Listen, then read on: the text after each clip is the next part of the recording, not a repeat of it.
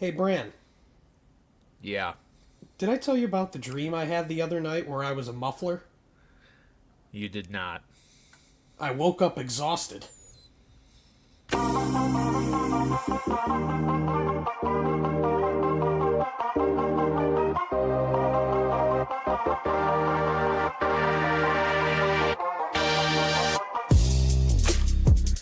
Every time we hop onto the show and Pat goes, I have a joke. And I say, I'll let you rip it. I know we are always in for something. Folks, welcome back. Shout out to the Valvoline on Queen Street in Southington for that one. Are they still putting those damn jokes on that sign? Oh my God. It's the greatest thing about this humble town. I did always enjoy that about our local Valvoline and their puns on their board in front of their fucking place. Folks, welcome back to Brand Coverage, a mostly fantasy football podcast. I'm Brandon Carney alongside the today faceless Pat Gustafson for those of you watching us live on YouTube. And if you've never watched us live on YouTube, you should come hang out one day. This is for those of you listening on Spotify, of course, because you guys right now in this very moment are already here live. So of course I'm not addressing you guys, but yes, Pat is currently faceless because reasons, and we respect his reasons. It's upsetting too because I think I look particularly bald and obese tonight too, so that's upsetting for the loyalists out there. So apologies. It is unfortunate that the people have to miss out on such things. But folks, today we've got some news to go over, and then we will be continuing our fantasy football divisional previews today with the NFC South. It still says AFC North on the show sheet, but I promise you guys, it is the NFC South. That is what we have researched, and that is what we are here to bring to you today, and that is the reason that our lovely, wonderful Lord and Savior Bucky Irving is on the thumbnail for the YouTube version episode of this podcast, because we all love Bucky Irving around here. Pat, before we get into everything, I just want to get this off my chest because this has been driving me fucking nuts for the past 2 days. And I'll break some news on the show today because I think for those of you who are loyal and here, the 105 or so of you here live, I am officially moving back to the home state, the pride nutmeg state of Connecticut. So that is officially happening. We're about as far into the process as possible until the actual closing date. So, technically a fucking meteor could hit the house and, cancel all this. But we are about as close as we could possibly get outside of the closing date, which will be over a month away. So I figure let's break some news here. But what I wanted to get off my chest, Pat, is buying a house fucking sucks. Don't buy a house. Anybody out there, don't do it. I wasn't particularly planning on it, but thank you for that heads up. Not only is it expensive, and that's really not the issue here. Whatever. We knew that going in. All of the logistics, Pat, I've talked to so many people on the phone the last few days, and we're just going back and forth about fucking rates and inspections and bullshit, and I am buried in just logistical red tape, and I want it to strangle me and just take me out to pasture. I cannot wait for this process to be over. I simply want to hurl myself off of the top of this complex. And do I know that it will be worth it by the end of the day when we have a house and it's wonderful and I feel, accomplished and achieved that I was able to make that happen? And obviously everybody watching and listening, you guys were a part in making this happen too, and I can't thank you enough. But right now, I simply want to kill myself. So I just wanted to put that out there. It's like that scene from Family Guy where Chris is like, I am sorry. I have just been absolutely buried in paperwork the last 48 hours. Dude, it's exactly that. And it's like knowing that, it is going to be more expensive than like the rent we pay right now for our apartment. So like look, we're totally fine, but I want to get into the groove of working, like I want to be able to, get my videos out and just do my thing, feel like I'm being productive, feel like, we'll be all good when these prices go up, and we will be no matter what. But it's just the fact that it's infringing upon my workflow as well. Every time I get something on my phone, I want to just huck it down the fucking street. So it's all right. It's all going to work out. We're very excited at the end of the day about coming back to the old nutmeg state, catching some UConn basketball, some UConn football, and just heading back to where it all started, Pat, after 3 wonderful years out here in the Rocky Mountains over here. So that's the news. And Pat, you're going to be seeing a lot more of me in person, not just on the screen. We'll see. We could even talk about a potential in-person podcast studio. We'll see if that's a possibility. Wouldn't that be swell? That would be certainly something. I mean, well, there'd have to be driving going on because I'm not going to be, across the street from you. But we'll cross that bridge when we get there, and we'll figure out what we want to do. I totally don't have dangerous road rage, but besides that, I love driving. That's totally fine. Sometimes if you got to run over a small child in the street, you got to do what you got to do. All right, let's get into the news of the day, Pat. Good evening. I'm Ron Burgundy, and this is what's happening in your world tonight. Starting with some non-NFL news before we get into the fantasy stuff, because this stuff is just big enough that it's worth mentioning. The Red Sox, Pat, have traded Raphael Devers to the San Francisco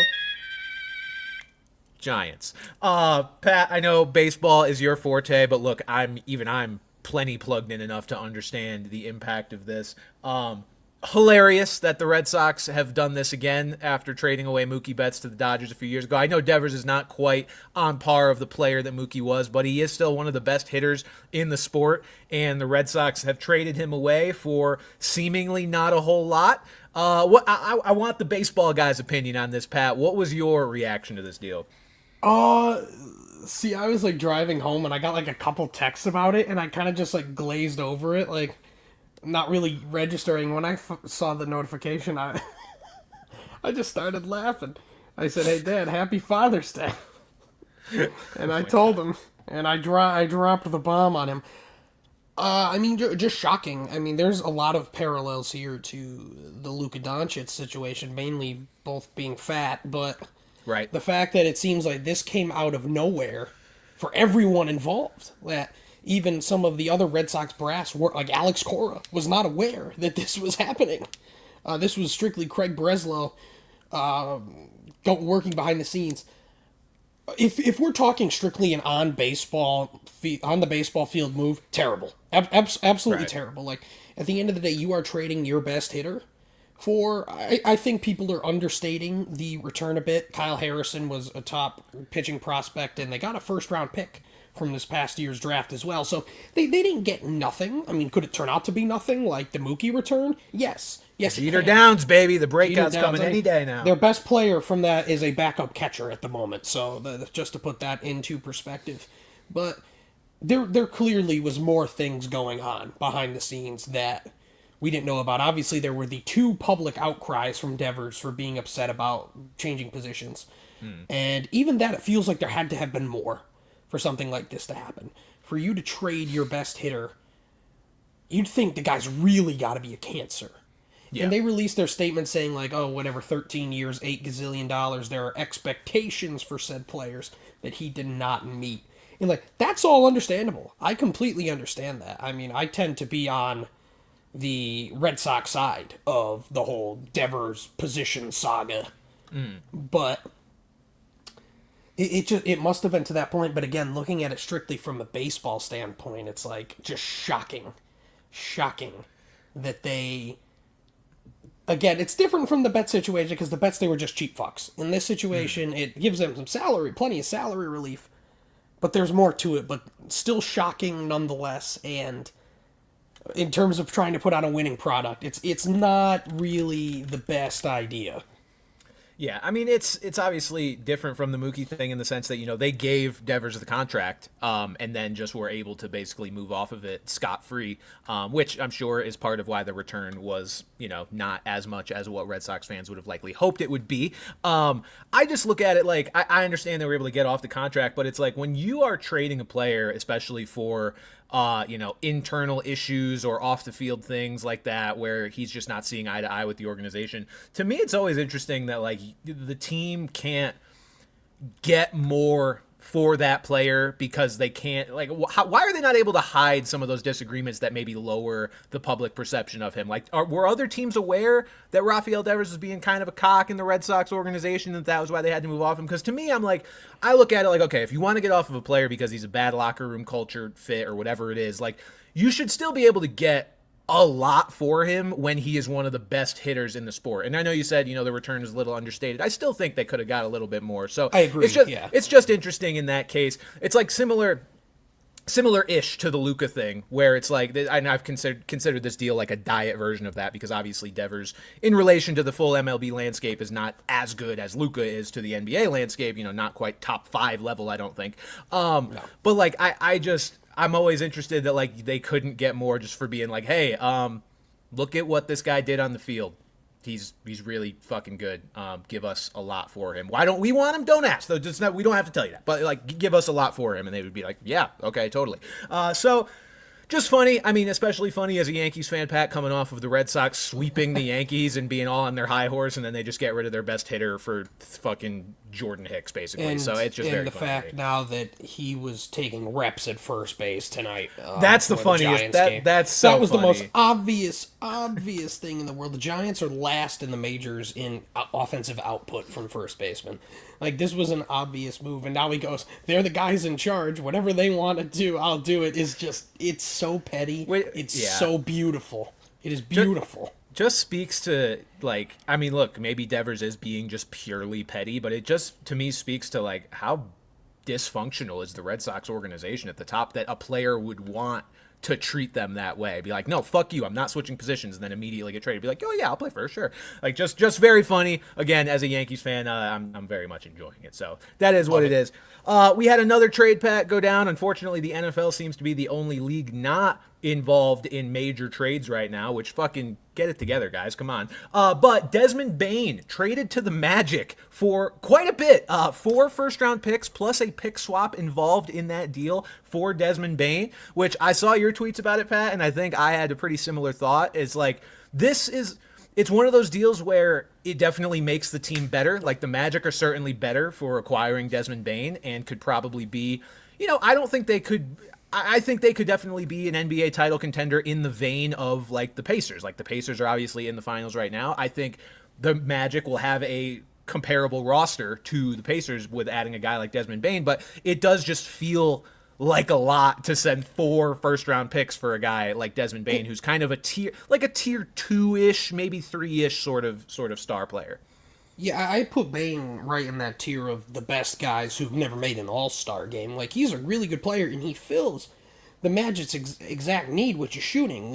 Franz Wagner, it was, quite frankly, terrible shooting the ball from outside, and then that's not Paolo's strength, so they needed that badly, and you're getting around a 40% career three-point shooter. That's exactly it. From a basketball perspective, it's going to make them way better. A huge upgrade over KCP there. But does this make them truly a contender that can go toe-to-toe with the Celtics on a yearly basis, let alone the Thunder? And, the Pacers snuck into the finals this year and have done well, but I feel like this could be something we're looking back on in a number of years, saying, like, this wasn't worth it for the Magic, in the sense that they didn't really even get to a finals, possibly because of this, and then gave away their whole future. Again, albeit for a good player. I mean, for Memphis, that's something you got to do. And then they go and get Cole Anthony and KCP, who they can insert right into that rotation right now as well. So it makes a ton of sense for them. But, yeah, again, it's no disrespect to Desmond Bane, but to me, I was just like, that feels like a lot. I think those were the first words out of my mouth when I saw that in that exact tone. Like, that feels like a lot. And I think, the Magic have a lot of, like, I think fringe superstar players like Paolo Banchero, Franz Wagner. Like, both those guys are guys that seem like they could make that leap to, like, some of the best players in the league. And then in that case, you add Desmond Bane to that, and that's pretty exciting. One thing I want to note that I think is very funny, when you look up the Magic depth chart on ESPN, their starting point guard and shooting guard are both Desmond Bane, as well as their backup small forward is Desmond Bane. So just wanted to point that out post-trade. Apparently they don't know what's happening there. But no, I like that the Bane addition makes their roster better, and I could see them going far with it. But I think the 4 first-rounders does feel steep, just from the sense that I don't think the Magic are like a super, super deep team. I mean, I like, Jonathan Isaac, Goga Batadze on the bench, but, like, I don't feel like the guards are super deep, and for a team like that to not have first-round picks to bolster that does feel iffy. It almost feels like to build a team like what the Thunder have done, you do need to kind of abuse the draft with those first round picks and kind of go that route rather than, selling them all for one guy, even though that guy is really good. But yeah, hey, and you're banking on guys like Jet Howard and Tristan Da Silva, who had high draft capital, to be those guys when there have been glimpses that they just may not be those guys in general. So right. You're putting even more faith into your draft picks because you don't have any more to compensate for it. Yeah, definitely. All right, let's move on to some actual football news on the football podcast. Antonio Brown is wanted for murder, Pat. I tweeted the other day that I needed the NFL to do some more this offseason because it's been really dry as a content creator and that the Trey Hendrickson, Shamar Stewart saga just wasn't doing it for me. I think at the end of the day, defensive holdout situations just aren't as clicky and clickable as offensive players are. That just kind of is how it goes. And somebody replied to Antonio Brown literally just got wanted for murder. And I was like, well, I prefer storylines that are unsurprising because this is incredibly unsurprising. It just relates back to an incident from a couple weeks ago where Antonio Brown was supposedly trying to get some jewelry back, I think, that was stolen from him, and he pulled a gun out and shot at somebody and is now wanted for murder. Maybe he didn't shoot at somebody. Maybe he just pulled a gun out. I don't know. I guess you probably couldn't be wanted for murder if you didn't shoot at somebody. But Antonio Brown doing more Antonio Brown shit is the headline here, just to touch on that before we get into the thick of things. He's still out there tweeting, too. He's still... Oh, is he? I didn't even see that. Oh, yeah. Oh, well, it's never him tweeting anyway. But right. His Twitter account is still tweeting. Yes. Right. It's his cracker of the week that he employs to run his Twitter profile for him. But as I mentioned, Pat, the other ongoing storyline is Trey Hendrickson and Shamar Stewart with the Bengals. As of I think yesterday, Trey Hendrickson and the Bengals have apparently resumed talks, which is better than things have been. Trey Hendrickson was basically like, yeah, they haven't really hit me up in a while, and it's kind of getting ridiculous at this point. So sounds like, at least from one source, that those conversations have resumed. I think we all assume this is going to get done at some point because even though the Bengals have shelled out ungodly amounts of money to the offense, they need somebody on the defense, and I think the NFL's sack leader from 2024 is a guy they would probably like to keep around on a defense that can't stop a nosebleed, with or without him, to be quite honest. But without him, I mean, we're talking one of the worst defenses maybe in the history of the sport if he's not there. And then the Shamar Stewart situation. This is just an interesting one, Pat, because after kind of looking into it, it's a little more complicated than meets the eye, but at the end of the day, I think the Bengals are still the bad guys here. So what this situation really is, for those that don't know, is Shamar Stewart has yet to sign his rookie deal because there was language put in the contract that was not put in the Bengals' most recent first-round picks contracts that basically say his guarantees would be voided if certain things were to happen, be it an off-the-field incident, injury, something he suffered at home, things like that would void all the guarantees in his deal for the remainder of his deal, not only for the year that it happened in. That sounds horrible, and I still think it is, but what I found interesting was apparently this contract language, even though it hasn't existed for the Bengals, has existed for other teams, like Abdul Carter, I guess, has this kind of language in his deal with the Giants.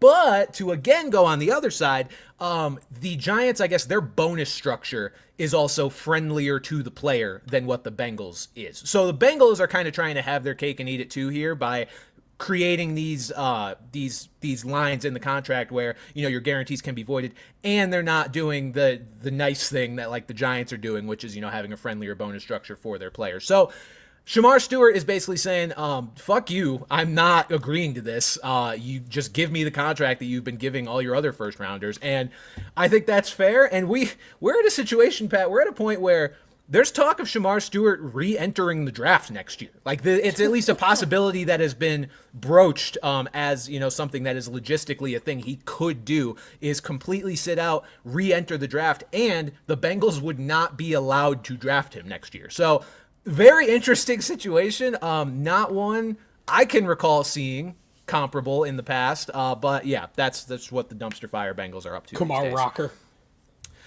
Rocker, that's true. I guess he's made it back to the majors now. Obviously, baseball and football are completely right. That's Very happened different. before in baseball. Football, that would be completely unprecedented. Mm-hmm.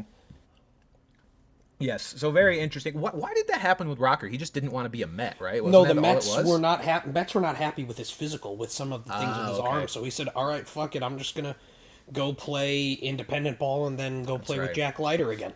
That's right. I remember that very vividly because I was working. That was like the last year I worked on college baseball was when Leiter and Rocker were both there, just fucking sick on Vanderbilt. So yeah, there is some precedent across another sport, but I feel like if this happens in the NFL, that would just be fantastic TV, fantastic storyline to follow to see. What if Shamar Stewart just goes and plays in the UFL or something? I mean, I guess their season's almost over, so I don't really know how that would work. He could play CFL in with Caleb, yeah. Next year, I got CFL. No. All right, Pat. Let's get into our fantasy football preview. We are moving on to the NFC South. I think, maybe not as juicy of a division as the ones we've covered thus far, that being the NFC North and the AFC North, certainly has one of the bottom teams in the fantasy landscape that we will talk about. Of course, we did talk about the Browns last week, but we've got another team very much on their tier with the New Orleans Saints, who we will get to. But, Pat, let's start with the Atlanta Falcons. An incredibly interesting situation because they are rolling over basically the exact same squad they had last year, except with a different quarterback who is a complete mystery box at the quarterback position. Just to give a quick rundown of just the Falcons overall, same head coach, same offensive coordinator. Their offensive line is one of the best in the league. They did lose their starting center, Drew Dahlman, to the Bears, but they did replace him with an in-house replacement that actually stepped up for them toward the end of last year as well. So don't really foresee anything major happening with the change at center. Their weapons, no changes to anybody who's actually going to see playing time. They are literally running back all the same receivers, tight ends, running backs, everything. Run game's great. Offense, quality overall, again, is very much dependent on Michael Penix Jr. So I'm very excited to see what the Falcons look like this year. I have, as of now, a pretty positive vibe toward them and their fantasy viability. I'm relatively optimistic on Michael Penix Jr., especially as it relates to, him being an upgrade over Kirk Cousins. We've been down this road before, Pat, with the Falcons, where we're like, whoever they're replacing their prior quarterback with, like, this new guy has to be better, right? I think that is a fair statement to make, going from washed, busted Achilles Kirk Cousins to Michael Penix Jr., at least from a fantasy perspective, because we think that Michael Penix Jr. will be a guy very willing to chuck the ball downfield, which is just wonderful for fantasy, even if that ends in a pick or two once in a while. But where are you at with the Falcons, Pat, and how are you feeling about, you could really start anywhere here, whether it's just the team overall, Penix, whatever you want to go after. Well, obviously, in terms of actual fantasy itself, I'm not particularly interested in Michael Penix. Sure. That said, their two biggest targets, I fucking love those guys, man. Me too. Bejan and Drake London are two of my favorite players entering this year, because you look at what Drake London was still able to do last year with Kirk Cousins, who was, as we said, was pretty absolutely washed. And he was still able to produce fringe wide receiver one production with that. And now you go from that to Michael Penix, who, like you said, is at least not going to play like a turtle back there. Right. There may be some more mistakes, but he's going to sling the football. And a whole other year in this Zach Robinson offense, with, Penix being that guy drafted by this regime, I think the sky's the goddamn limit here for these guys. And currently Fantasy Pros ADP has London as wide receiver 9 at 15th. Realistic in most drafts, you're getting him mid to late second round, potentially. Yeah. And that value is fantastic, in my opinion, here, especially considering, they have Darnell Mooney, who's solid. We've talked about Kyle Pitts. There is competition, but at the same time, London is the true standout number one target 100%. In this offense. In what last year we were high on them too. We expected them to be a much improved offense. This is an even better situation now than it was going into last year, and now we've seen London be as productive as he can be. I absolutely, we're talking Pat's pal territory of love for Drake London here. Oh, I get it. I'm completely with you. He's a player that you I could see myself sniping from you in the second round, given our draft positions. Obviously, we're very far from that, but my second rounder's 3 picks before Pat's in our home league, and like it's just a situation I'm viewing where if London is there, I mean, be hard pressed to not take him. He might be long gone by then too. I wouldn't be shocked, but yeah, I'm very in on Drake London. The 3 games that Michael Penix started last year, Pat, at the end of the year, Drake London had 39 targets, 352 receiving yards and 2 touchdowns in just 3 games. Granted, that was against some bad defenses, but guess what? There are some bad defenses in this division. They are still going to play there are against bad defenses some bad in the defenses. NFL. You're going to play bad defenses. That's how it exactly. works. But particularly in the NFC South, I mean, those defenses, even the Buccaneers, who have consistently been, the best team in that division, their secondary left a lot to be desired last year. I believe it was 4th most. Abused them. Yeah, well, those were the only games Kirk looked good. I started Kirk both of those weeks. You're a genius. The foresight is incredible. Yeah, I think Drake London is as good of a pick from a safety and upside perspective as you can really get. I mean, he is, again, you mentioned, Pat, wide receiver 9 or 10, depending where you look. He finished last season as wide receiver 9 in half PPR. So all you're really, I mean, you could say you're drafting him at his ceiling because that's the most he's ever finished at, or that's the highest he's ever finished, but I don't think that's true because he's finally going to have a quarterback that is not only willing but also physically capable of throwing the ball downfield and might be the type of quarterback to kind of get them in some of those chaos game flows like what Jameis Winston does. That is the type of player that Michael Penix Jr. has in his brief stint in the NFL shown himself to be. I was reading up on him earlier and it was saying, yeah, he might have only had 3 interceptions in his 3 games, 1 in each game, but like that's borderline a league leading pace with how safe quarterbacks have been playing the last few years. Like that sets you up for 17 interceptions on the year, which I believe the league leader last year had 16. I think it was Baker Mayfield and might have been tied with somebody else. So could definitely be getting into some chaos game flows, which are helpful for a guy like Drake London. But yeah, I'm absolutely in love with him. Just to touch on the offense overall and Michael Penix Jr., the Falcons, where's the stat I got? So obviously more of a gunslinger than Kirk.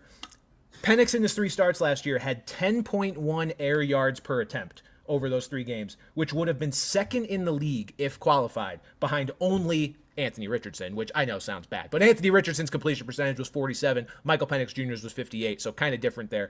Richardson obviously, very willing to throw the ball downfield as well, but Penix also willing to throw the ball downfield and can actually complete some of his passes. So ignore the fact that Anthony Richardson is at the very top of that list.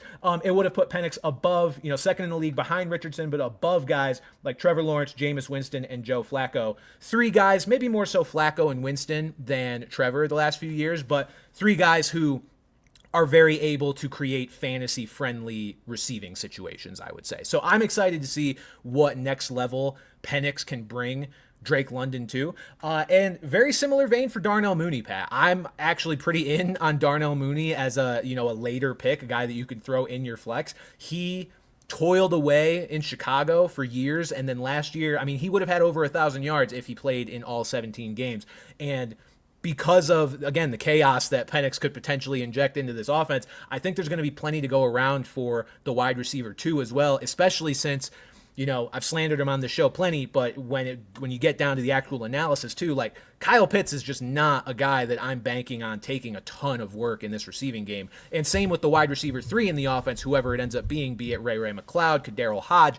I feel like this is an offense that, even though you see the big name at this point, Drake London at the top, it could be an offense where things are very consolidated to the 2 receivers in the receiving game. Bejan notwithstanding, he'll get a good amount of work as well. But I feel like Darnell Mooney's a guy who, getting overshadowed by Drake London on like the depth chart and just on rankings, totally understandable, but could be an advantage to you if you draft him as a flex type of guy, because he was pretty damn good last year for what you got him for.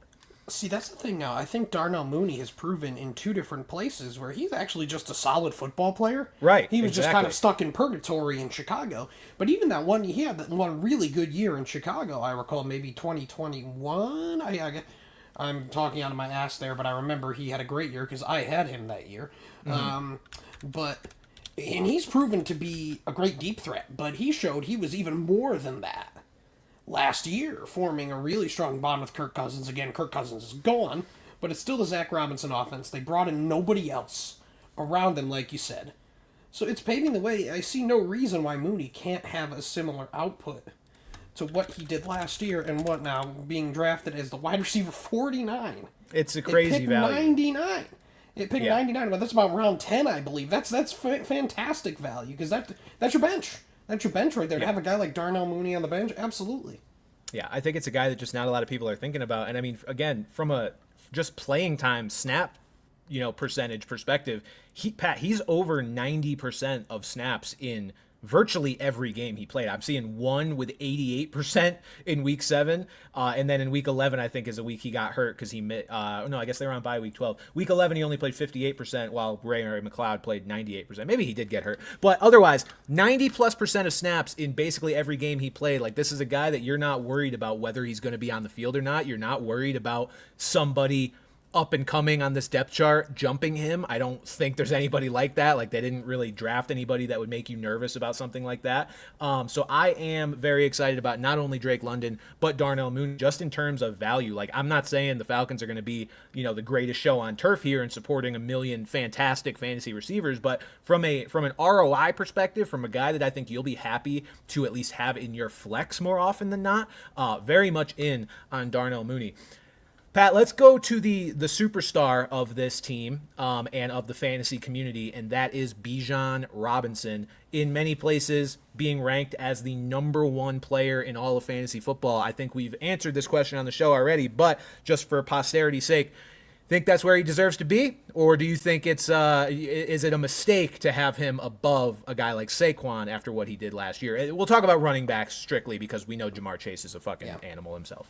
I personally, spoiler alert, because I pick at 3 in our league, I would rather have Bejan than Saquon Barkley at this point.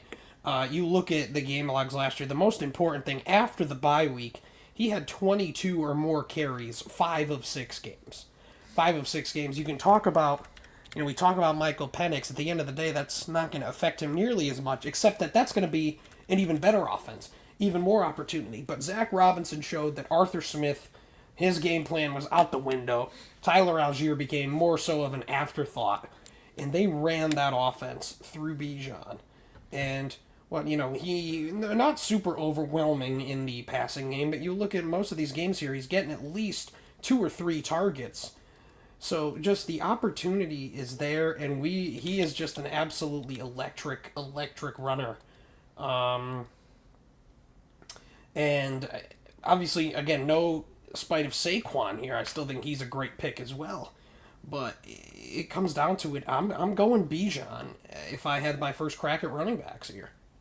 Yeah, I would agree. I think, for as incredible as Saquon was last year and for as much as he still deserves to be a very high pick, I think as long as you have players who are at least within the same talent realm and, workload realm as Saquon, it is fair to worry about the amount of work that Saquon got last year. I can't remember the exact numbers off the top of my head, but something about, the stats of a guy coming off basically a 400 touch season, usually it does not go super well for them. Saquon could absolutely prove to be the exception. I mean, he's the exception in so many different ways with just how talented of a player he is, but I think I would rather just feel a little safer about Bejan. And then at the end of the day, Pat, it's like if things broke exactly how they did last season, oh, darn, I missed out on 27 total points on the course of the whole season because that's what they finished at. Saquon finished with 338.8 points in the 2024 season, and Bejan finished with 311 in half PPR. So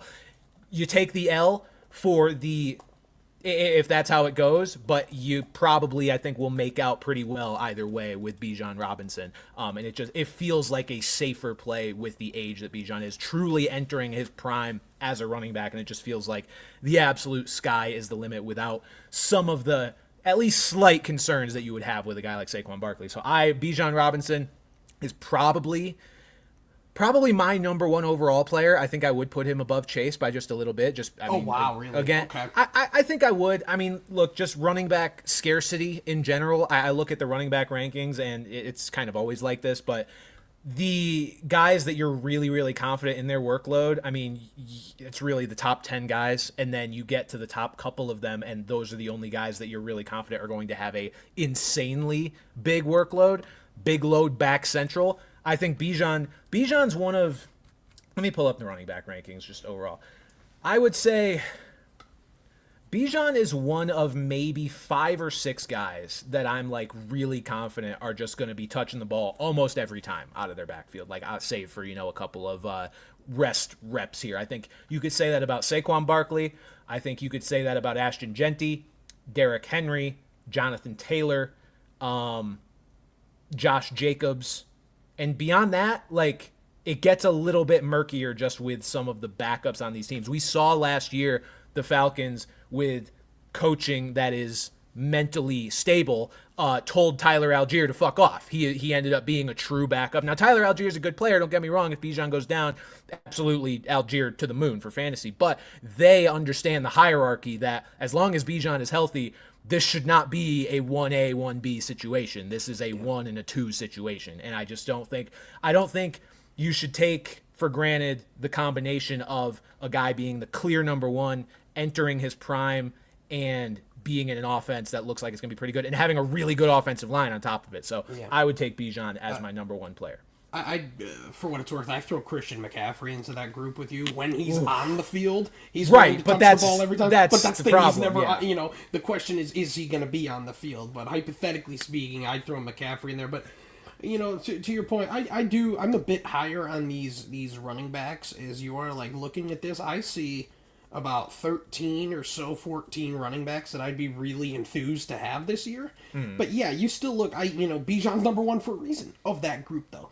And if you have a high pick and, you're a little, wary of J.J. McCarthy and Justin Jefferson, and, go for it. Taking Bijan at 2, I think is very within the realm of possibility there.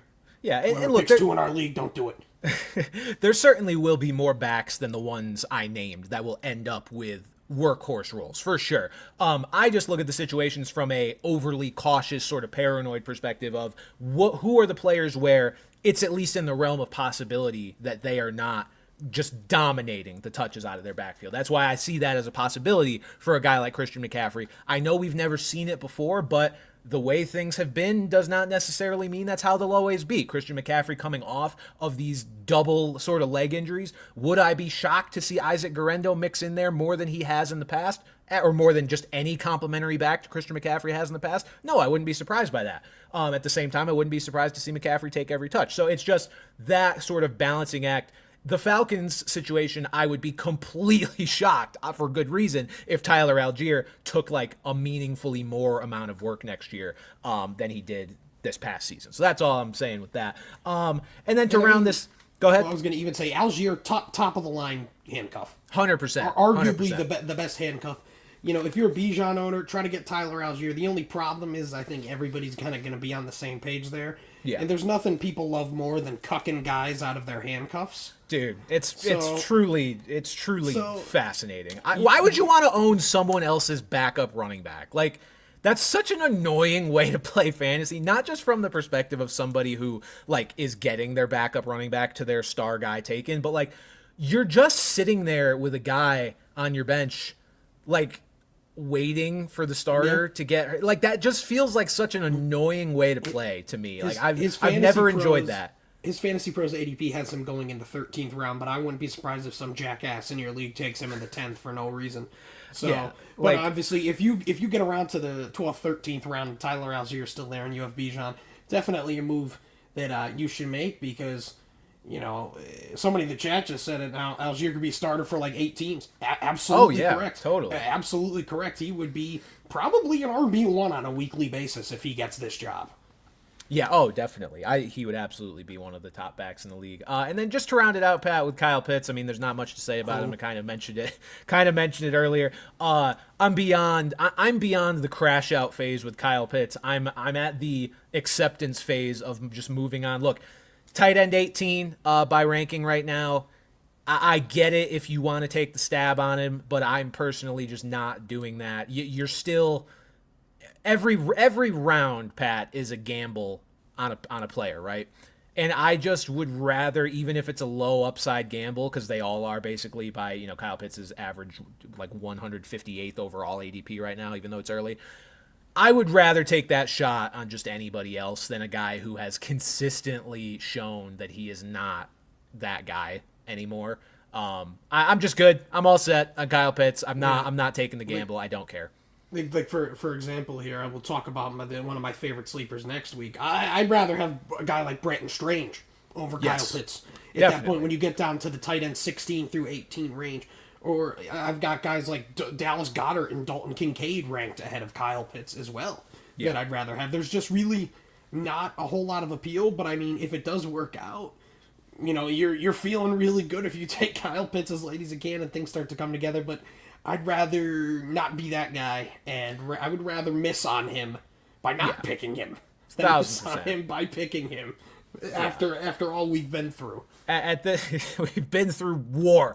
At this point, like, I don't think it's the right way to look at it to be like, oh, well, he's tight end 18 now. Like, that just means there's that much room for him to, return value. No, like he has not shown any willingness to return any sort of value for him. So just because he's dropped even lower, if you want to draft Kyle Pitts at tight end 18 in hopes that he finishes as tight end 12, be my fucking guest. But that top 5 sort of upside that we envision for him, Pat, even tight end 1 overall once upon a time, just not there. Jeez. Not worth it for a tight end that just has shown you nothing. The Carolina Panthers, Pat. Interesting team here because Bryce Young was kind of a tale of two halves of the season for him. Looked like he was just the ultimate bust in the first half of last year. Andy Dalton started over him. Then Andy Dalton got in a car crash, and Bryce Young came back and just was actually pretty good. So the Carolina Panthers, same head coach, same offensive coordinator. Their offensive line, actually quite good and returned everybody from last season, so that continuity is there, which is awesome.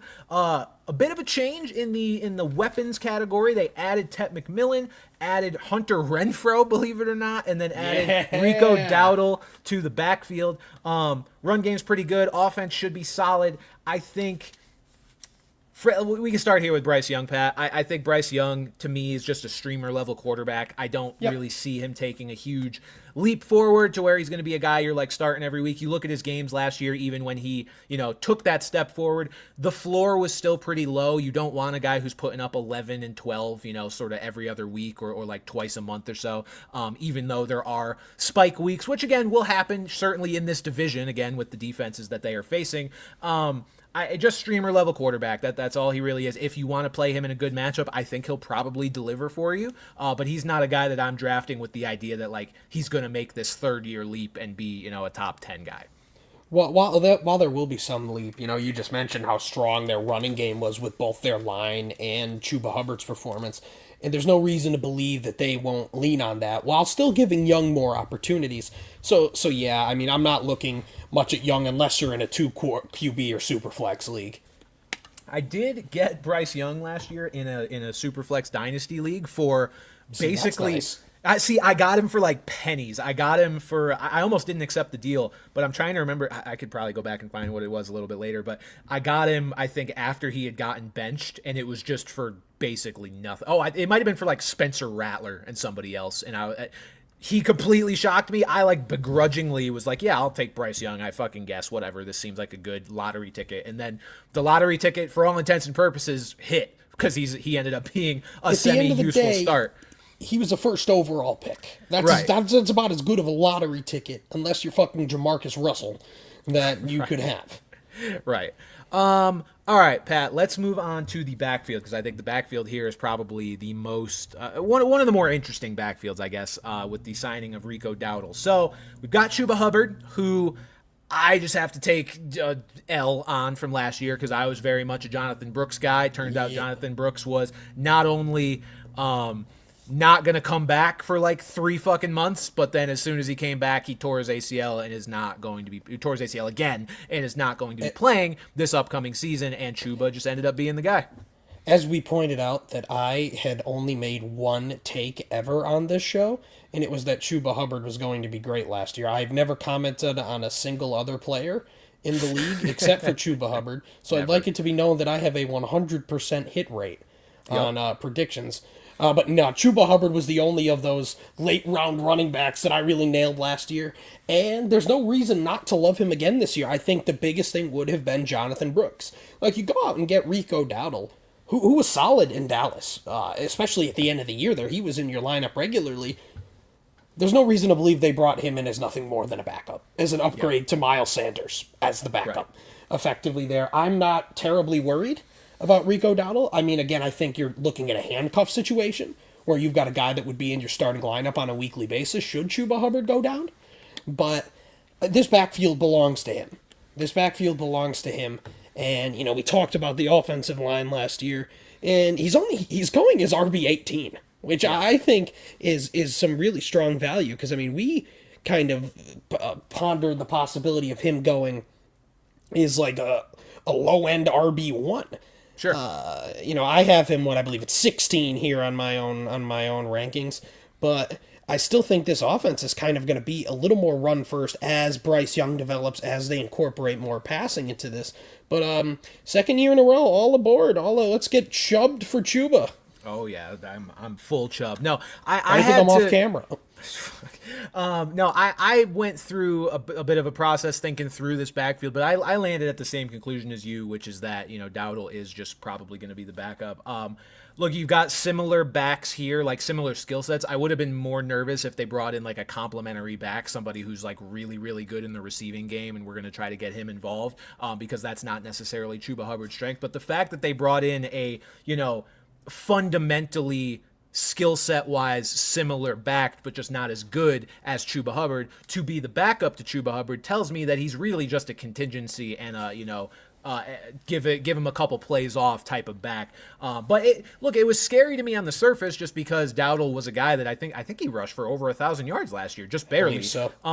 But like you bring in that kind of guy, you're like, oh God, is this going to be a dual backfield? And they're certainly not going to tell you that it's not. They're not going to come out and say that. They've been talking up both guys all offseason. But I think you read the tea leaves and the fact that, they extended Chuba Hubbard for like 4 years, like $9 million a year or something like that, almost $10 million a year. And it just kind of shows you what it is. Like Chuba Hubbard's a guy who he was, even though these guys were both not high drafted players, Chuba Hubbard was drafted and by this team in the 4th round versus Rico Dowdle, who was undrafted and signed by a different franchise before this. I think, it's a situation, Pat, where there's no way to fully know, because this could turn into a Titans, sort of situation with Tony Pollard, Tyjae Spears. I wouldn't be shocked by something like that, but I think it's more likely than not that this is just Chuba Hubbard's backfield and that Rico Dowdle is going to be the pure backup, which does lend this to being good value for Chuba here. Pat, I do have the Bryce Young trade that I found that I did, and it's pretty fun. Oh yeah, let's hear it. So I received Bryce Young, Jahan Dotson, and a 2025 third-round pick, which I spent on the couldn't tell you who right now. Want to know who I sent away, Pat, on September 25th of 2024 while he was still a healthy player in the National Football League? Derek Carr? Deshaun Watson. No, so I made out pretty good in that deal, I will say. Oh, that's a double win, man. Holy shit. I know. Even if Bryce Young turns into nothing but even a low end, mid end QB2, I am so thrilled with how that turns out to not be a sexual predator. Then I believe he wins. By all accounts, Bryce Young seems to be a very nice guy, so I feel pretty good about that. All right, let's move on to the receivers here, Pat, because we've got obviously a very large addition here with Tet McMillan, top 10 draft pick I think he was top 10 in this past NFL draft, joining a receiver room with Xavier Legette, Adam Thielen, and apparently Hunter Renfrow now, but whatever. How do you feel about Tet McMillan? How are you feeling about Tet? How are we looking at him? Yesterday when I was kind of looking at stuff, I was a little bit lukewarm on him. Just initially, he's going as wide receiver 23. I don't know if I'm quite that high on him, but the more I looked at stuff, the less worried I became about guys like Adam Thielen and Xavier Legette. Just because if they really loved those guys, they wouldn't have drafted Tet McMillan. Right. At 8. They had other needs that they could have addressed there, but instead they went with the thing to give Bryce Young his number 1 wide receiver. Legette looked good last year. But did he look like that potential kind of Batman and Robin with Bryce Young? Probably not, no. Probably not. And Tet's a guy who can absolutely fill into that role. So if we expect some more improvement out of Bryce Young under year 2 of Dave Canales, And there's no reason to believe that Ted McMillan won't be a productive fantasy wide receiver. Adam Thielen's 100 years old. And I'm shocked that he's being drafted over Xavier Legette here. Maybe just because, Thielen may have more of a defined role, sort of as that check down slot, target monster wide receiver kind of guy. That surprised me. And I hate it for Legette because I really liked him last year. And I think his value sort of takes a nosedive, effectively. There's not much value to him, in my opinion.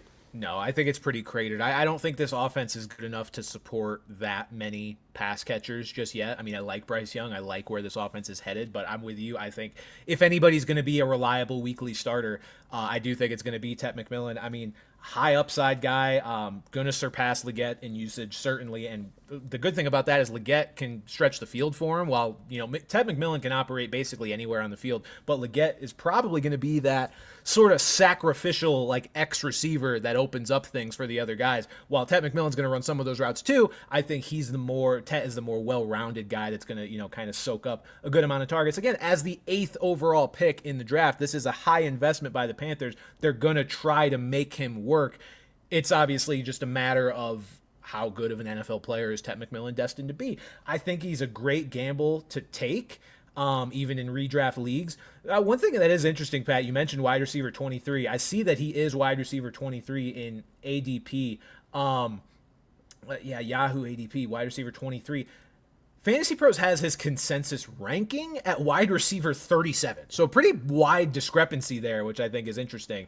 Because at wide receiver 37... That is a huge difference. Yeah, that's not even a wide receiver 3 at 37. That's like the easiest smash draft ever. So I think that's just if you get him down there. I have him at 30, personally. So a nice meet in the middle there. Sure. But... yeah, 37, that's great. Like I said, 23 may be a little rich. 37 would be incredibly good value, I think. Yeah, you get him anywhere outside of wide receiver 2 cost. I think he's just such an easy pick because, Pat, look, Ted McMillan is certainly not Marvin Harrison Jr. from a prospect perspective, right? But we're looking at, last year, you had Marvin Harrison Jr. slotting in at an ADP of about wide receiver 9.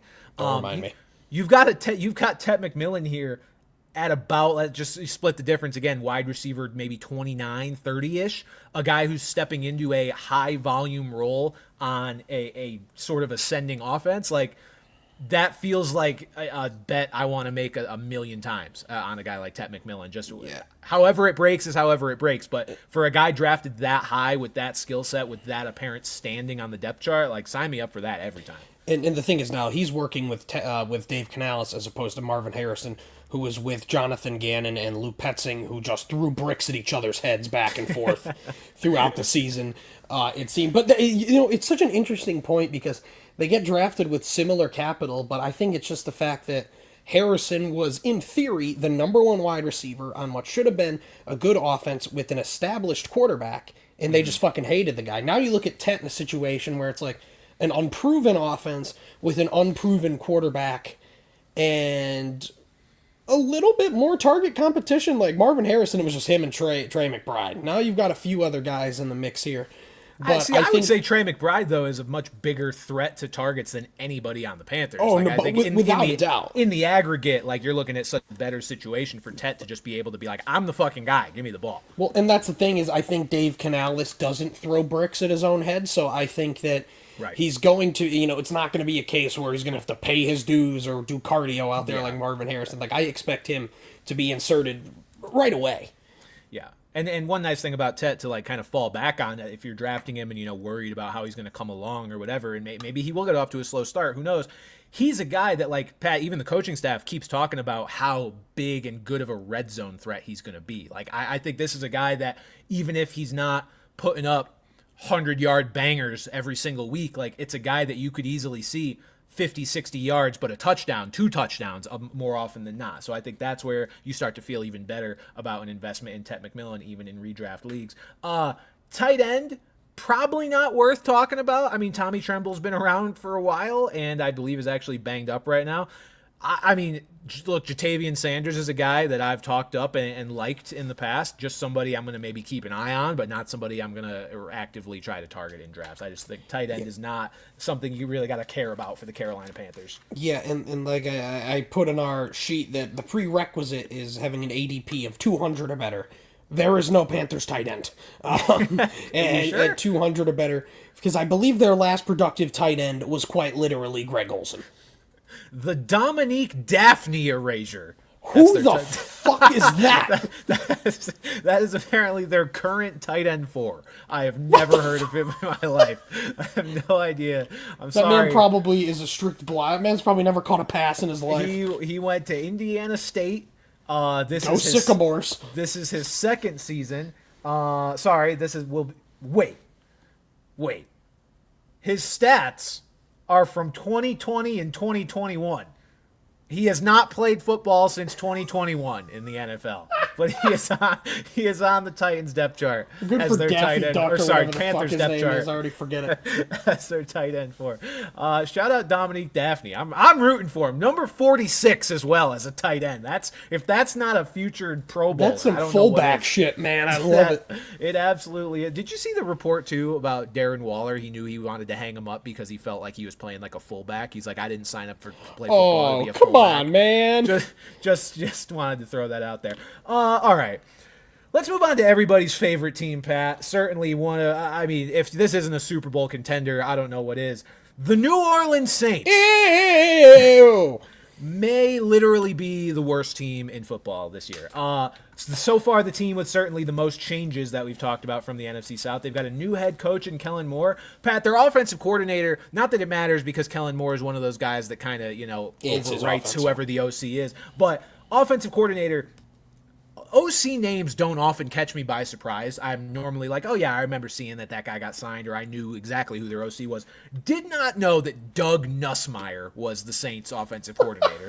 So that's who their offensive coordinator is, for anybody that was unaware after they lost Clint Kubiak to the Seattle Seahawks. Come on, Doug. So, yeah, that's where they're at. The offensive line, not very good. I mean, they drafted Kelvin Banks in the first round. Maybe he'll fill that hole and make it a little bit better, but doesn't spark joy, if you will. The weapons are basically the exact same from a receiver and running back perspective. The offense and the team in general, Pat, it's just not looking very good. We really have to start with just Tyler Shuck. Now, look, Tyler Shuck has been talked about as, maybe the most immediately pro-ready quarterback in this class. I think there is a world where he's not the worst. He's not like Will Levising every single week where he just looks awful and completely out of his depth at the position. But we are talking about a quarterback with second round draft capital, I believe. Early second round draft capital. But a second round nonetheless, where I just don't know where you look on this offense and like feel excited about things. I don't see myself really having any New Orleans Saints on my roster. See, I guess this is where I think you and I are going to differ because here we go. You're going to stroke off Kamara for the 8th year in a row. All right. As I was off him last year, but as bad as this team is going to be in real life, I think there's value to be had here. Starting with Alvin Kamara, he's become one of those guys preying on his downfall, where everyone's kind of just like, oh, eventually when is it going to happen? And it just doesn't. Like, he's James Conner, but better. It's coming. Like, well, of course, them young boys coming. But let's see. Hey, yo. Let's see. God, what am I doing? I'm looking up his stuff. Well, the biggest thing, again, always the biggest thing about Alvin Kamara has been catching, receiving. And he had 68 catches for 543 yards last year. And you think, oh, that's Derek Carr dump-offs. Who's to say Tyler Shuck just won't be doing the same goddamn thing? Who's to say that Alvin Kamara just won't be the same check-down king? It's just still Kentrey Miller, I believe, is the backup, who I did not put on our sheet because, once again, he was not in the top 200. They still... Oh, no, Jamal Williams is a free agent, a future Bear. We've established They have Clyde Edwards-Helaire, Pat. Okay, so there is quite literally no competition in that entire back. Hey, he's going back to the Bayou. So They did draft a running back, Devin Neal, with not a ton of.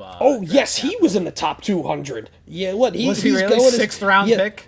Devin Neal, RB63, 193. So he's going quite at the very tail of a routine 16-round draft. Signed Cam Akers today, so.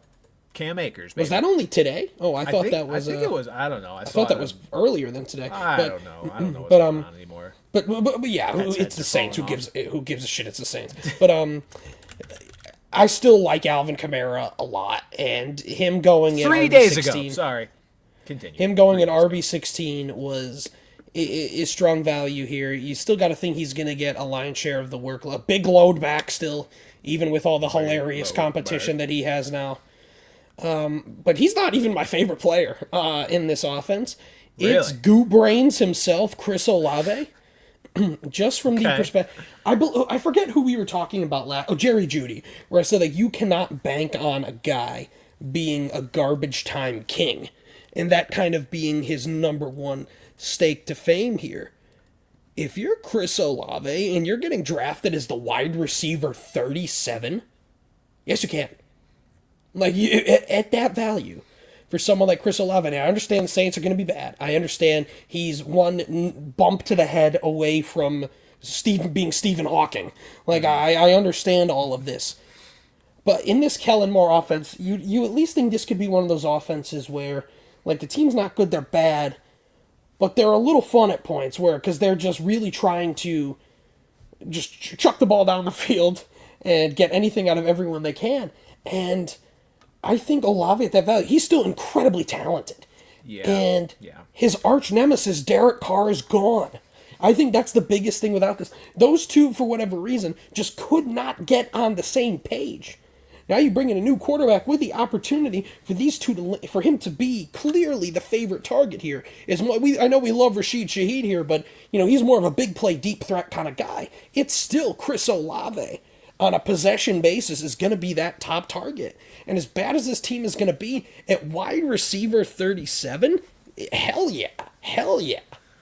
Yeah, I'm kind of with you on Chris Olave, Pat. I mean, I'm a long-time Chris Olave apologist at this point, just a believer in the talent. So I get it from that perspective. Again, this is another one, Pat, where the ADP and the rankings differ now in opposite directions than they did with Ted McMillan, who we were talking about, because consensus rankings right now have Olave at 28, while you're saying that ADP has him at 37. So, certainly differing value. I opened up the consensus ranks, and this is all to say that you got to wait to see where the ADP truly ends up, in August or so, to figure out where we want to value these guys. Because I opened up the rankings and I saw Chris Olave, for as much as I still like him and like the talent that he has, this consensus rank has him above Chris Godwin, Jalen Waddle, George Pickens, Calvin Ridley, Travis Hunter, Ted McMillan. I don't know that I feel better about him than a lot of those guys.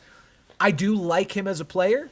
But to me, this is as much vibes-based drafting as anything, and I don't like the vibes on the Saints. I'm glad that they got a new coach and that they're starting this rebuild, but to me, this is a multi-year rebuild. We have no idea what the quarterback is going to be. So to me, Pat, that sort of 9-pick discrepancy between what you're saying his ADP is and the consensus rank is right now is the difference between how I feel about Chris Olave, because you're right, at 37, smash. Absolute smash. He's on your bench at that point. He's on your bench. I still think from a talent perspective, he's probably a top 20 wide receiver in the game. Potentially, yes. But it's just, things have not gone well for him. And you're right, Derek Carr is his arch enemy. And he's gone now. So I get the stab from that perspective, and I do like Chris Olave. It'll just be a matter of where he falls come draft season. Outside of him, I don't know, again, because of just how gross the offense is going to be, how many shares of Rashid Shaheed I'm going to want.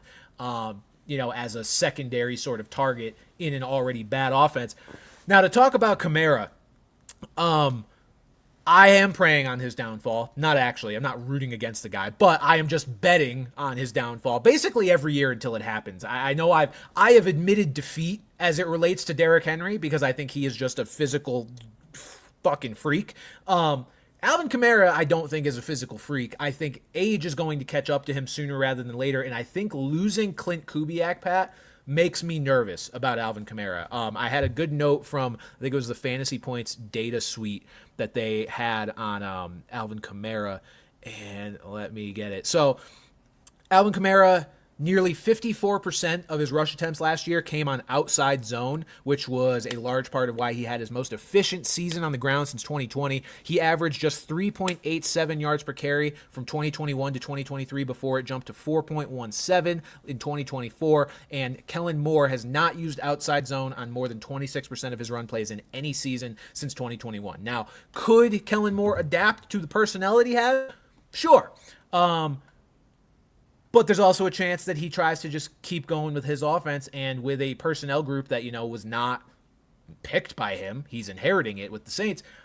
I wouldn't be shocked to see a guy like Kendre Miller get enough touches that it annoys Alvin Kamara owners. And I wouldn't be shocked to see Alvin Kamara not get some of those easy sort of open field looks that he's gotten in past years. And just on top of all that, he's 29, Pat. I'm just not super in on a 29-year-old running back, given the players that are available. I do. The players that are going near him. Chuba Hubbard, one spot behind him in consensus rank. I'd rather have Chuba Hubbard. I think I'd rather have James Conner, just considering his situation. I mean, granted, I guess they're hoping that Trey Benson takes a step forward, so maybe not as much James Conner, but I would at least rather have Chuba Hubbard, and then the couple of guys ranked above Kamara in Joe Mixon and Kenneth Walker and James Cook. I would feel much better about them. So Look, I'll just continue to be wrong about Alvin Kamara if it comes down to it, and that's fine with me. But I have found new reasons, Pat, beyond just he's old, to not be super excited about Alvin Kamara. But he may very well prove me wrong.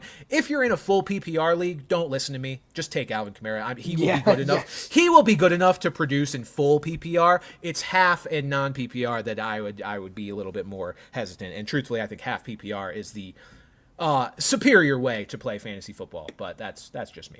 Tight ends, Pat. Juwan Johnson, tight end 27, 199th overall. Again, I'm just not, until this offense proves itself to be something that can put players in scoring opportunities, I'm not going to be drafting a guy like Juwan Johnson. Again, another guy who I like his talent. I've honestly liked a lot of the Saints players over the years, but just not in a situation ripe enough for him to perform. Yeah, he's the epitome of that tight end that everyone wants to make a thing. Like him, our boy Chigakonkwo, similarly. It's just, but it's just not going to happen at this point. It's just not going to, especially now with this new situation, it's not happening with Juwan Johnson. I think that is a correct way to approach the situation. Also, don't know what the deal is with Taysom Hill. No, he is very hurt, but if and when he is back, Taysom Hill's back on the menu because he's great. You love Taysom Hill, Pat. He's your favorite. Oh, yeah, Taysom Hill. All right, moving on. I smoked Pat with Taysom Hill. I mean, why did they just name him like Tyson? Why Taysom? What a weird-ass name. Taysom is a weird name. I've never really fully He's got to be one of one in terms of people named Taysom. Hold on. Taysom name origin. What is... It's Mormon. I don't know if that's like an origin, but he is Mormon.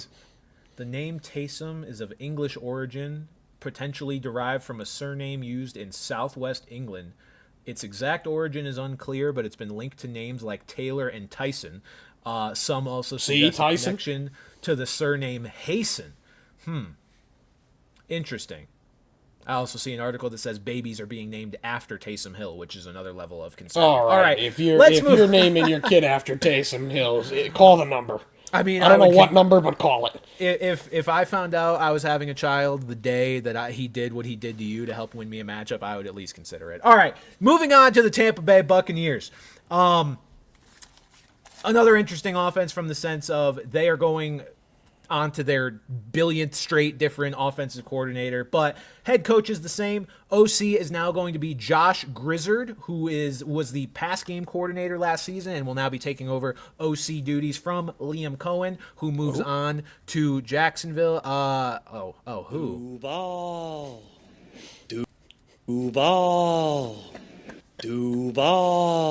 We're a silly little podcast, aren't we? We love our bits and our shenanigans. Josh Grizzard taking over for Liam Cohen. The offensive line is really fucking good. Their weapons, they added Emeka Egbuka in the draft. Other than that, no major differences. And Pat, this is an interesting one to evaluate because I want to give fair credence to the fact that they're changing the offensive coordinator, and I don't want to just immediately think everything's going to be okay because of the personnel that they have. But that may ultimately be the right way to look at it.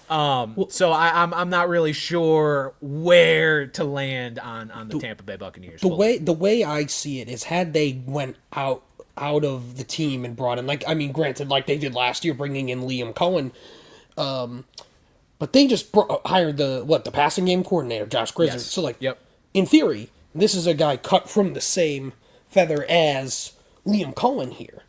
So you'd think at the very least he's going to want to try to run a similar offense. You bring back all the same personnel.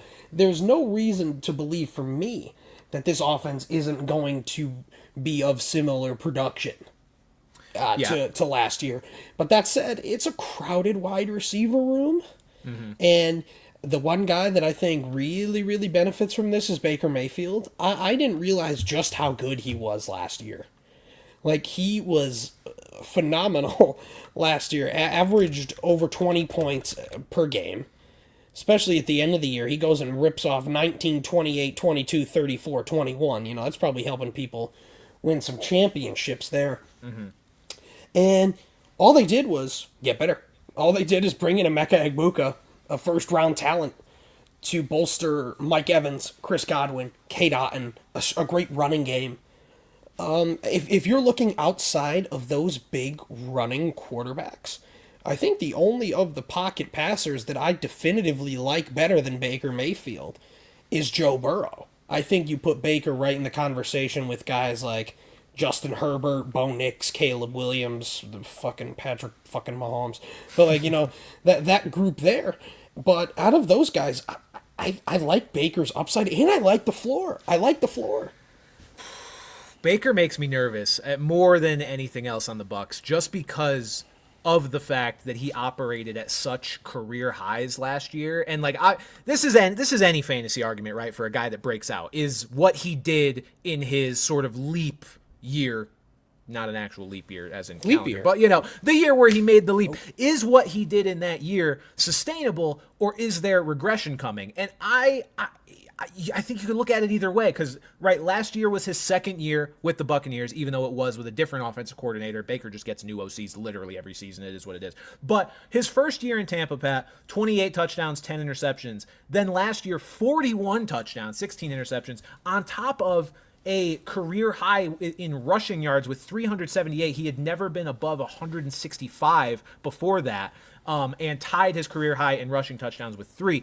I just worry that, like it would still be a good year for Baker in real life if he went back to those 2023 numbers. And I worry that maybe just some statistical variance here will cause him to fall a little bit further toward that. Like, I don't know that I'm ready to pencil in Baker as a guy that's just going to chuck 40 touchdowns every year now. I know he has the weapons around him. But he has the weapons around him to certainly make that happen. But let me pull up where he finished in 2023 with those numbers, because I feel like you have to acknowledge that is like the floor-ish for him. So let's see. Baker Mayfield in 2023 finished as he was the QB 10 overall. So I guess that's, you could stomach drafting him as QB 7. That's what I mean. Being drafted as a QB 7, okay, that's not that bad. At the end of the day, you're still going for, you're still on a lower half QB 1 there. Okay, I could accept that. Now, granted, in points per game, now let me exclude guys who didn't really play a lot that season. Carson Wentz does not fucking count. I'm not counting Joe Flacco. I'm not. Kyler Murray got hurt. Kirk Cousins got hurt. So Baker in 2023 was basically QB 16-ish, 17-ish in points per game. Mm-hmm. And so, if he fell to that, I don't think you're thrilled. But I think we do have enough reason to believe that maybe he can fall kind of in the middle of the last 2 seasons versus falling all the way back to earth there. Yeah, so I'd say that's I more get of a it. Floor. I get it. I get the excitement for Baker. And just to talk about Josh Grizzard here, Pat, because again, I was doing research just because I didn't want to automatically assume that things were going to be okay. But this quote did make me feel a little bit better about him. Just an article written about him when he took over. So This article says the continuity will remain essentially the same. What you want to do, and this is quoting Josh Grizzard. Continuity will remain essentially the same. What you want to do, like we did last year, is morph it to the players. With that said, I do think you have to evolve every year because now there is a full season of tape on what we did here, and now people are studying that. There are definitely things I've done in my past that I want to add to it to continue to apply pressure. But again, the last thing you want is to get stagnant. So now we can take it to the next level. I think it was. To me, it's encouraging to hear him say that he wants to continue morphing the offense to the players because, not every offensive coordinator will say that. They'll never say, oh, I'm sticking to my guns whether the players like it or not, but that is what some offensive coordinators do. And for a guy to come out and say that that is objectively not what he wants to do, and that is one of the strengths that Liam Cohen had as the OC in this offense, because, Pat, they moved toward a completely different offense when Bucky Irving emerged halfway through the season. They went from, rather than 11 personnel for all their games, they went to 21. They basically took a receiver off the field. If you look at their snap counts in the second half of the year, whoever the wide receiver 3 was on a given week, they were at like 30% of snaps. Yeah, but they do you were realize running who their wide receiver receiver 3s were by that point in the year? I do, but I also part of it. But we have to consider this though. That means this year they will have to make a choice between who they want on the field between Rachaad White and Emeka Egbuka, which I think is going to be interesting, who they choose more often than not. Because last year it was a 2-back system most of the time, and they still like Rachaad White, even though we are Bucky Irving fam up in this bitch. So I think that is going to be an interesting one to consider, because you're right. Those things happened around the same time, right? Bucky Irving became the dude, and also Chris Godwin got hurt. So what is now going to take precedence when Chris Godwin's there, Bucky Irving's there, Rachaad White's still around, they drafted Emeka Egbuka, so they have a better wide receiver 3. I think it's going to be interesting Mike Evans? to watch.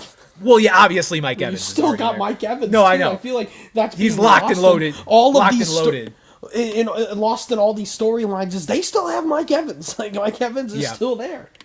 Certainly. But let's go over that backfield really quick, Pat. We've got Bucky Irving, our Lord and Savior. You've got him as RB10 here. Let me see what the consensus rank has him at, just to compare. RB10 as well, so he is RB1 in our hearts. RB1 in our hearts is Bucky Irving. In Bucky, we sucky. On She's Bucky, and on my Bucky right now. She buck on my Irv till I ing. But God, it's so fucking. I don't see I just love that he has become the mean player of this offseason. Like, I don't know what Sleeper was doing when they're like, hey, let's just turn Bucky Irving into a religious figure, and it's hilarious because he's so good though. But the guy is so good. The combination of the fact that he's a meme and there is genuinely crazy upside for him just makes him the perfect fantasy football player right now. I've said this before on this show, but I have so much regret about not being a Bucky Irving guy, more of one, because I've slandered Rachaad White to hell and high water over the last 2 years. In the one year. But for some reason, and I wasn't in on him last year either, but for some reason, I didn't decide to take the guy that was a rookie that could take work from him. I don't know. It makes me very upset that I missed out on that, because that feels like a very me pick to fall in love with the rookie playing behind the guy that I don't like. I guess I spent that capital on Sean Tucker, I guess, the year prior, because I thought he was going to be the guy. And I still like Sean Tucker. I just want him to go somewhere. Where he had 700 yards and 4 touchdowns. Sean Tucker, I want and hope will get traded somewhere before the season, because I think he can still be a fucking good back. He but looked God, so he is good that week. It was his backfield.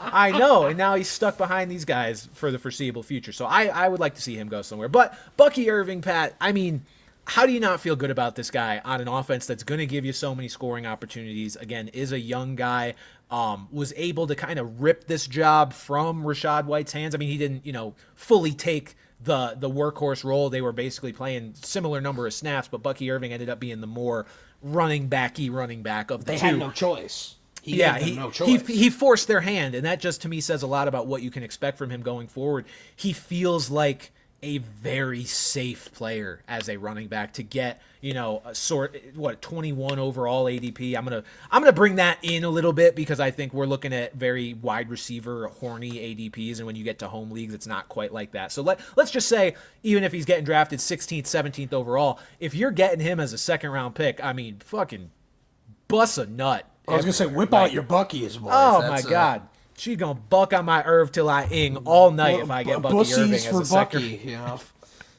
We're going to Bussies. No, Bucky Irving just feels like one of the safest picks, and not a lot to say about him beyond that. He's fucking awesome. I think he's going to continue to be awesome, and yeah, that's where we're at. And again, assuming that Josh Grizzard keeps up this rushing attack that Liam Cohen built, like you said, the offensive line's great. There's no reason to believe they won't.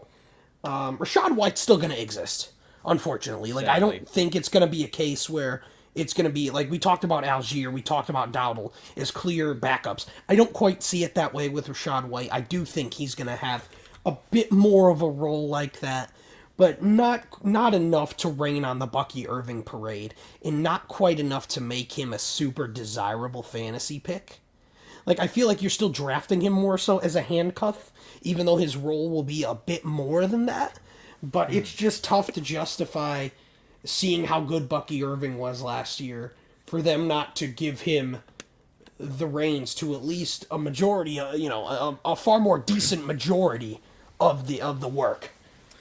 Yeah, you look at it from week 12 on last year, Pat. I mean, Rachaad White had a couple of double-digit games, but then you also have 8.3 points in half PPR, 7.5 in week 16, 3.9 in week 17 against the Carolina Panthers. Like, that sort of low floor is just not what you're looking for. Now, granted, Rachaad White did finish as RB24 last year somehow. He had some huge games. He had some big games, obviously, before Bucky fully buckied.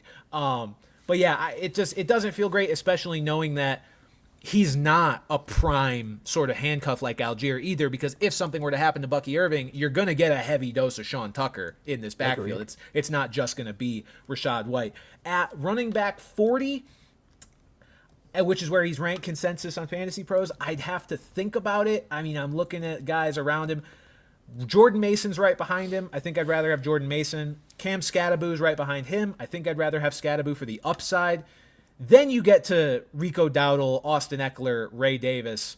I think I might take Rachaad White over those guys. What was that second guy? Austin Eckler. Who's Austin? Friend of the show. Friend of the show, Austin Eckler. That's right. Yeah. Sorry. Our one and only guest to this point. Thank you, Austin. Somebody come on the goddamn show, please. We're Bucky dying. Irving, come on the show. Bucky Bayshul Tootin. Consider this your formal invite to the show. We are obsessed with you. So I get. Who else would be funny? We should do one of our next drafts. Should be funniest potential brand coverage guests. I'm in. Number one overall pick, Damar Hamlin. Fucking stop. At RB40, it's at least an understandable price, but yeah, not a guy I'm super excited to have. Wide receiver wise, Mike Evans is basically wide receiver Derrick Henry at this point. Refuses to go the fuck away. Probably won't. He's just continues to be that reliable, gigantic weapon for the Bucs. Did miss a few games last year with injury. Still managed to get up over 1,000 yards. Will be entering his. Let's see, he's 31 right now. When does he turn older? So he'll be 32 when the season 31? starts. I would have told you he was 50. Mike Evans will be entering the field in his wheelchair this season with his dialysis pills. But I mean, look, Mike Evans, where is he at right now in consensus? We've got Mikey Evans at wide receiver 16. Again, Pat, something about the age always just makes me hesitant. It always makes me hesitant. But after finishing as wide receiver 9 and 5 the last 2 years, I guess at wide receiver 16, I could probably do that. How about this, Pat? Mike Evans or Devontae Adams? Who do you want? Devontae Adams. You'd rather have a team's theoretical wide receiver, yes. too. Well, shocker. Not going to be by much. I love Chris Godwin as well, so that sort of kind of taints my view on it. But we'll talk about it once we get to the NFC West. Just, I think a wide receiver 2 in a Sean McVay offense with not a ton of other targets solidified outside of Puka Nacua is more desirable than the in theory wide receiver 1 when there's a very close wide receiver 2 and a strong running game and a rookie and a solid tight end. It's not that I dislike Mike Evans. I don't know the last time I've ever drafted Mike Evans. I've never owned Mike Evans. And I was going to say, I don't believe I have either. And I just don't see it happening again this year, just for whatever reason. And again, for me, I think it comes down to value. I think the fact that you're getting Mike Evans as wide receiver 20 and Chris Godwin as wide receiver 29, like I would way rather have Godwin at that price. Like Godwin last year in 7 games, he had 5 or more catches in every game, 50 catches in 7 games on 62 targets, 5 touchdowns. Like Baker was peppering him the football so much to the point that they had him in a meaningless football game where he snapped his ankle off. But for all intents and purposes, he'll be healthy. And when he's been out there this last handful of years, the guy has been so good, and he has such a strong... Evans seems to be the guy that Baker's looking for in the end zone and the red zone, but Godwin's the guy he's looking for on a regular possession basis. Yeah. And again, in an offense as productive as this, I think there's more than enough room for both of those guys to have their respective value. But in terms of where they're going right now, give me Godwin. Yeah, and Chris Godwin... want Iguodala! Martian's got the death beam pointed at Earth. I want Jalen McMillan. No.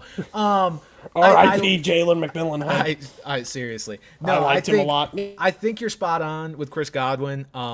He is seemingly going to be pretty good to go off this injury. It doesn't seem like something... It's not one of those injuries that like you're super concerned about being something that affects him long-term in his career. Obviously, what would affect him long-term in his career is Chris Godwin's also getting older, but it does not seem to be this injury that's going to hold him back at all. It seems like something he is expected to fully recover from, according to all of my fantasy doctor sort of sources. They're just saying it's all systems go for Godwin coming off Dr. Sagandis, yeah. Right, especially with all the time he's had to recover from it. So all systems go with Chris Godwin. Very much interested in him at his ADP right now as well. Mike Evans is just going to do some more of the same. I'm with you, Pat. I probably won't end up owning much Mike Evans. He's another player that I'm just going to continue to be wrong on because I'm going to continue to shoot for guys that have a little more in my head upside based on just their age. Again, I'm with fucking you. Go young guys. Because like the guys... The guys ranked behind him, like right now I see Rashee Rice at wide receiver 19. I feel like I'm Would more much likely to rather draft have Rashee Rice I than am Mike too. Evans. I am too. And so Mike Evans is certainly not a do not draft player for me, but it's just he's going to continue to be what he has been. Emeka Egbuka, Pat, redraft leagues, I just don't see it. I don't. Nope. Without an injury. Unfortunately, barring an injury, and I guess Godwin, last year had it been the case, Egbuka would have had a great opportunity. Evans was hurt too last year, so like. Yeah, and unfortunately, I feel like Egbuka kills Cade Otton, I remember there was one point where we're like, oh yeah, Cade Otton's a surefire top 5 tight end down the stretch. Oh, he was. Yeah, absolutely was. He did not live up at well, the end of that year. Not down the stretch, but at one point in the season he was. Oh no, but that's what I mean. Yeah. We said the rest of the way he's a top 5 tight end, and he just wasn't. Yeah. And that was even without everyone. They really just leaned into the run so much. So with Godwin and Evans back and healthy, add Egbuka in there. I'm not particularly interested in Cade Otton, where I might have been had they not drafted Egbuka.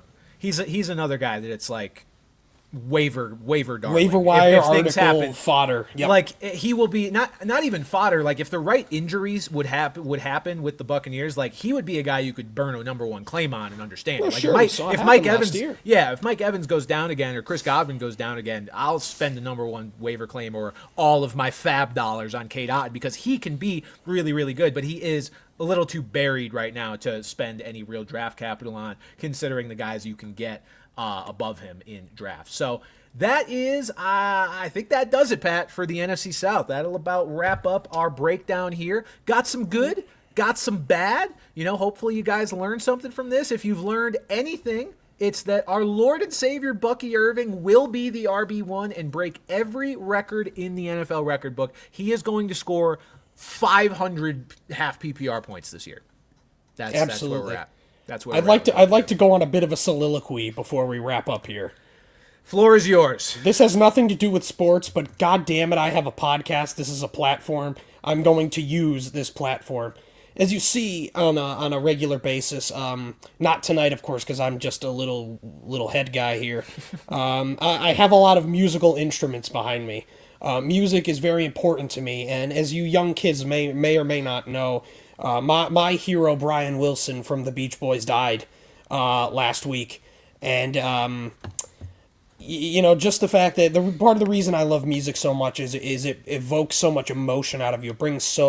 It can bring so many people from so many different walks of life together. There's a Beach Boys song for everything. When you're happy, when you're sad, when you're not really mad, but when you want to smile, when you want to dance, when you want to think, when you want to cry. There's a Beach Boys song for that, and to see that man make it to 82 with all the things he overcame, the fact that he searched for his purpose for so long and he found the purpose of making millions and millions of fans happy through his music.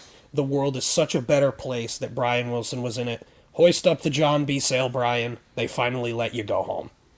Well said, Pat. I love that. All right, folks, that will do it for this episode of Brand Coverage for Pat Gustafson. I'm Brandon Carney, and we will see you next week. Them young boys coming. Bye-bye. And for those of you still here, of course, we will answer your questions in the chat. Lucian sent a few messages with here couple we go. dollars. I First saw of all, one of them. $2 in Bucky We Sucky. Yes, sir. Another $2 said also new Chargers alternate unis next month. I saw that.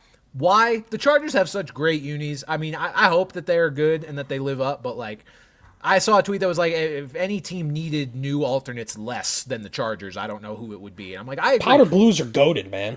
Powder Blues are incredible, 100%. With another $2, Lucian said, attempted, not successful, thankfully. That's referring to the Antonio Brown murder charge. Yes, no one was absolutely. killed in the incident. Puka Glazer with $2 said, My man! Puka Offensive Player of the Year 2025. Just give us a few weeks until we get to the NFC West. That's going to be my username. That's going to be my username that week, effectively. I'm gonna create a burner account that's just Kyle Williams Offensive Player of the Year 2025. And Fuck. You can't stop me. Lucian with another 5 said UFL season just ended. DC team put up a ton of points on Michigan team. 58-38 if I remember the final score right. Yeah, I think Jordan Tamu went off. I know that much. Jesus about that game. Christ. That's about all I got from that game. But yes, you are right. Ew. Caleb. Hey, Caleb Daniels with 5. Your name is just the first 2 picks of the NFL draft 2 years ago. Caleb Daniels with $5 said, did you see the Scott Player post on NFL Legacy? That's a deep pull. Yes, I did see somebody mention Scott Player, who I don't fucking know who that is. Yeah, but I learned who it was, and he's goofy looking. Bailey with $4.99 said, players who won't die in fantasy, Derrick Henry, James Conner, Alvin Kamara. Yeah, as we were going through this, I was like, what would the all-boomer fantasy team be? And it's definitely all those guys, and then Mike Evans, Devontae Adams. DeAndre Hopkins. Oh, God, no. So let's see, starting lineup, if fantasy draft capital were no object, it would definitely be these 3, Evans, Adams, probably Kelsey at tight end. He'd probably be the weakest link of the team. Quarterback, Stafford, but I mean, we know he's not that good in fantasy, so like, who else would be a boomer? Like, the theme we're going How for, old is Jared Goff? I don't think he's that old. I don't think he is either. The theme of this team is like guys who are old but also won't stop being good. Stafford Is Mahomes old? No, he's like 30, 31 maybe. That's old. No, it's not. Oldest QBs NFL. Vinny Testaverde pops up. Let's see. We're not doing Aaron Rodgers. Let's see. Stafford's 36. Geno's 34. I guess it could be Geno. Yeah, I guess it'd be maybe Geno. And then the kicker is just anyone. Nick Folk again. Let's Jesus. see. Is he Ashley, kicking for a team still? I think he got cut. I don't know. Ashley with $4.99 said, I don't believe in the Saints, but I do believe in Kamara. Just sit there being wrong in your wrongness. Yeah, I mean, I probably will. Ashley, I'm with you. It is what it is. Lucian with another 2 said, favorite rookie whose here it is. This was the are one I saw. BT. Show 2 and baby. Toot. Duval. Oh, here we go. Hey, you did make me just realize, though, that the Jags do love them some rookies with the initials BT, which I think is a precursor to Bashal Tutin being as good as Brian Thomas was last year. That's just all I'll say about that. And then Bailey with $1.99. I think this was from before the show. And then it was just sent again. The thicker the kicker is my Lord and Savior. The Jets signed a really fat kicker, Pat. I don't know if is it Randy Bullock? No, his name. I'm not interested. His name is literally the thicker kicker. This came out today. Hold on, let me find his fucking name. R.I.P. Jared Lorenzen. He wasn't a kicker, but he was fat. He was fat. Harrison Mevis He is How from do you spell Mevis? Mevis. Mevis. Let's see. He's I wanna from see the how fat UFL's this guy is. I Birmingham love fat Stallions. guys. He's Good fatter Lord, than that man's a fucking unit. 6 feet 242. You were Chunky 92 in college. for his BMI, probably. All right. if we've got any questions in the chat, we will answer more of the non-donation questions. So that fucking got me, man. let's see. Alex said, I'm currently 20 minutes from where Jared Lorenzen went to high school. Oh, God. Can you feel his spiritual gravitational do they have a pull? statue of him? It takes up an entire street corner. But they've got a statue of him. that cost $80,000 to produce. Let's see. Anybody got any questions? Feel free to pop them in before we hop off for the day, and I bury my face in my couch because I am Jalen McMillan hate. tired. There's no Jalen McMillan hate. It's just the fact that they drafted a wide receiver in the first round. That buries him to wide receiver 4 on a team that's going to run the ball a lot with a solid tight end. It just kind of kills any momentum for that. I really liked Jalen McMillan last year, but it's Jover, unfortunately. He'll get some snaps. I mean, he's not dust, but from a fantasy relevance perspective, he's dead. Like, he's kind of dead. You have 3 receivers that are clearly above you in the pecking order, along with probably the tight end and a running back. There's just no path. And I think he's a talented player. Like, I'm not saying he's lost any sort of talent that he had last year. It's just, you got to look at what the Bucs are telling you. We don't hate him. The Bucs kind of hate him from an investment perspective. They didn't want him to be a full-time player for them, apparently. What are your thoughts on RJ Harvey? Like RJ Harvey, Dobbins makes me nervous. Got to see where Harvey's ADP kind of settles for redraft leagues, because I do think he's interesting still, despite the Dobbins signing. But yeah, I don't know. Definitely the higher end upside is just lower for him. It's kind of where it is. Bailey with $4.99 said, do y'all see the ESPN talking about Dak's legacy over the NBA Finals? I did not, but God, I couldn't be any I didn't surprised. I didn't see it, but I saw I saw a picture of it. My lawyer is advising me not to comment on this. Pat, as he works for the mouth. Hey, you're anonymous right now. You could be anybody. That's true. John said, how do you see the Browns quarterback situation playing out? I'm going to be honest here. I think it's going to wind – maybe not to start the year, but I think by the end of the year it's going to be Shador. I really do. I do too. It's think, Joe Flacco and Kenny Pickett. Like, come on. I think Kenny Pickett probably gets cut or traded. I know they traded for him, but I don't think you draft rookies in the 3rd and 5th rounds to, cut either one of them. So I think it's going to be Flacco and the 2 children. Flacco probably starts, and then Shador probably takes over at some point. I think Shador, even though they drafted Dylan Gabriel ahead of him, I can't see a scenario in which they think that's a better idea to start him. So he said, what are you going to do when Bucky Irving gets older? He's not getting older. He will live forever like Peter Pan. He's eternal, only getting younger. Bucky Irving can't age. That's the answer. And when is somebody... sins and resurrect on the 3rd day. When is somebody going to make a Kyle Pitts glazer? That was me in 2022, and then I killed it. Yeah. Then I killed it. Let's see.